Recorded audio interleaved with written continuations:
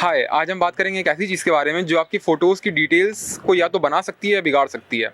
वो है dynamic range. आपने कभी नोटिस किया है कि जब आप स्काई को ठीक से एक्सपोज़ करते हैं तो ज़मीन अंधेरी हो जाती है, और जब शैडो को ठीक करते हैं तो स्काई बिल्कुल वाइट हो जाता है। ये सब होता है डायनेमिक रेंज की वजह से। डायनेमिक रेंज का मतलब है कि कैमरा कितनी डार्क और कितनी वाइट जगहों को एक ही फोटो में कैप्चर कर सकता है। ज़्यादा डायनेमिक रेंज का मतलब है कि ज़्यादा डिटेल्स शैडोज में भी और हाइलाइट्स में भी सेम फोटो में, और कम डायनेमिक रेंज का मतलब है कि दोनों में से कोई एक चीज़ उड़ जाएगी।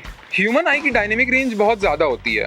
हम ब्राइट और डार्क दोनों को एक साथ देख सकते हैं बिना किसी दिक्कत के, लेकिन कैमरा को हर बार डिसाइड करना पड़ता है कि शैडोज दिखाएं या हाइलाइट्स। अगर आपका camera high dynamic range handle कर सकता है तो आपको एक ही सीन में आसमान में बादल भी दिखाई देंगे और साथ में जो पेड़ की शैडो बनती हैं वो भी दिखाई देंगी। ये स्पेशली इंपॉर्टेंट होता है लैंडस्केप फोटोग्राफी में, सनसेट शॉट्स में, या हर जगह जहां लाइट कॉन्ट्रास्ट हो वहां पे। अब सवाल यह है कि डायनेमिक रेंज को कंट्रोल कैसे करना है।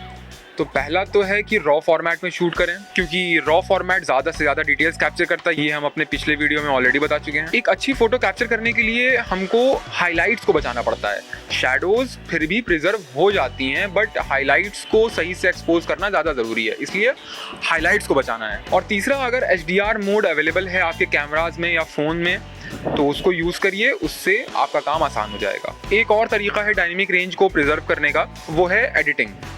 एडिटिंग में आप शैडोज़ को पुल कर सकते हैं और हाइलाइट्स को नीचे ला सकते हैं, जिससे कि एक अच्छी HDR फोटो आपको बन के आ सकती है। या फिर एक दूसरा तरीका भी है कि अलग अलग एक्सपोजर्स पे अलग अलग फ़ोटोज़ खींचें और उनको मर्ज एज HDR करें।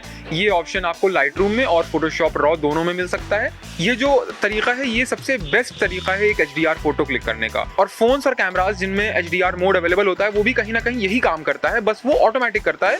हम आपको मैनुअल तरीका बताए हैं, इसके ऊपर भी सेपरेट वीडियो बनाएंगे।